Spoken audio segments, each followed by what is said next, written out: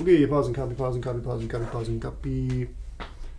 Okay, I'm going to try to find a formula for this invertible matrix. Let me start by saying a few things about the sizes of the constituent matrices. So if B is M by M, so if it has M rows, C must also have M rows. So this is different color here. Different color, different color. No, same color.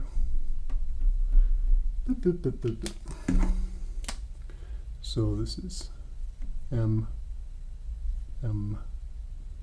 this is N, M.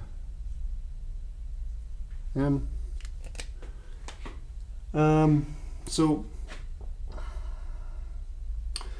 we can see here that C has, see that star? No, you can't see that star. C has M rows and N columns. Let's just write that.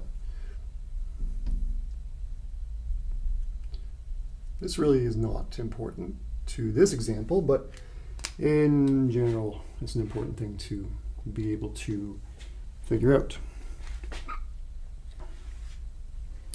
And this is not the number 0, this is a 0 matrix, and it has N rows and M columns. Okay, enough messing about, let's get down to business. How do we solve this? Well, we know that A is invertible, so we can write down A times A inverse is equal to the identity matrix, written in a very special way.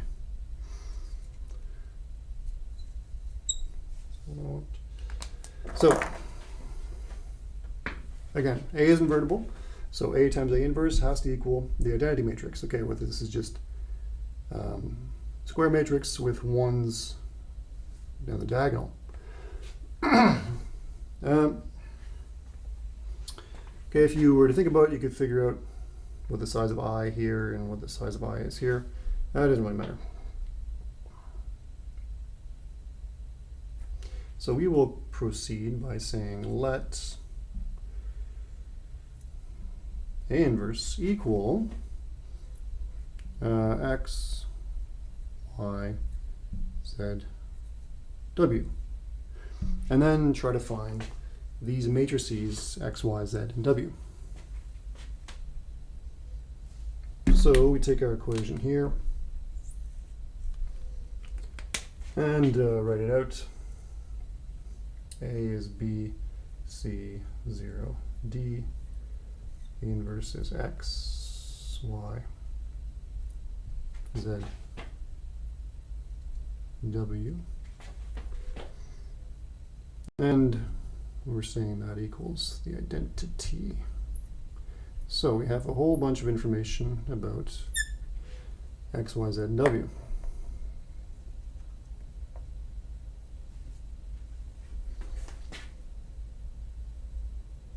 So we're going to keep expanding. We're going to perform this multiplication here. And what do we get? We get BX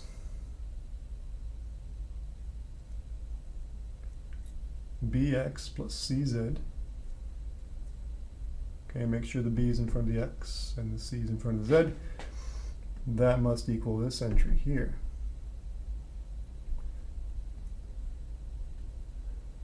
And then BY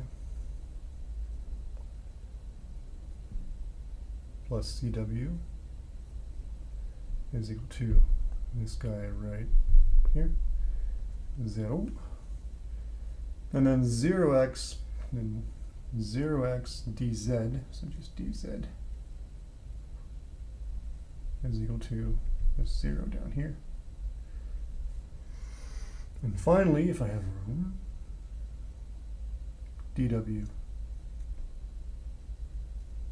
is equal to this identity matrix here.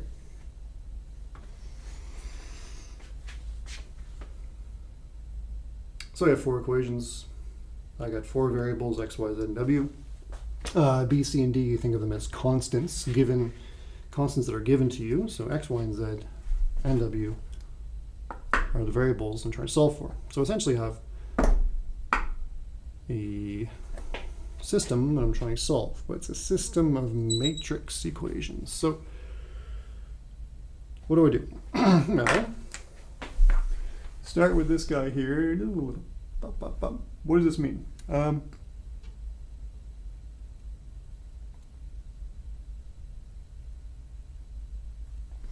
Well, one can prove, I have not done it, one can prove that if A itself is invertible, then this matrix D here must be invertible. So one can prove that. So from here, I conclude that the matrix Z must be 0. Okay, a few details missing there, but the idea is that D is invertible. So this equation only has one possible solution for Z. Here, D is invertible, so I can actually move it to the other side. Get W is D inverse. Now, if I continue with this first equation, I know that Z is 0. So why don't I rewrite that? Bx plus C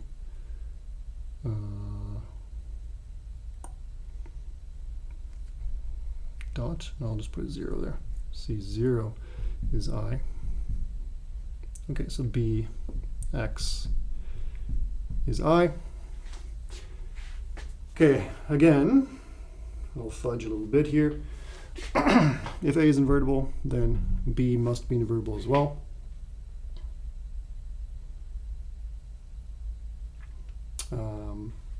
That's not always true. It's because, well, it's going to depend on the fact that I have 0 down here.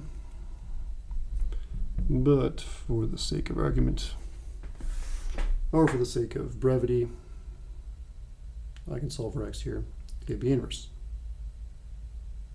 So I'm making good progress. I have Z, I have W, I have X, which is a long way, a good way towards my goal of finding A inverse. The last thing I need to find is Y.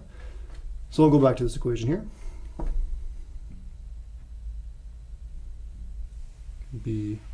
By plus C. I found W down here. Oops. W is D inverse.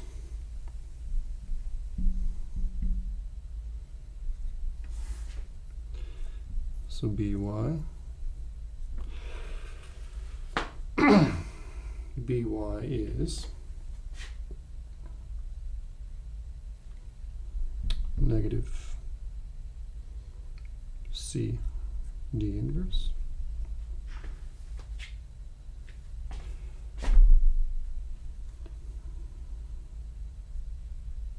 So Y is equal to, well, I can multiply both sides by the inverse.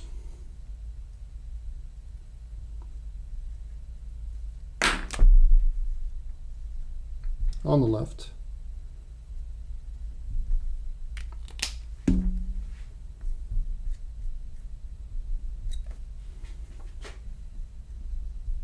so Y is equal to negative B inverse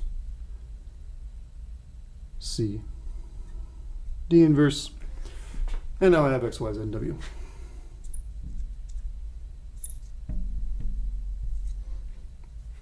What's X? B inverse. Y. This guy.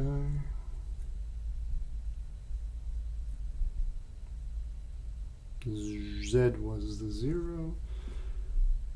And W was the D inverse. there you go.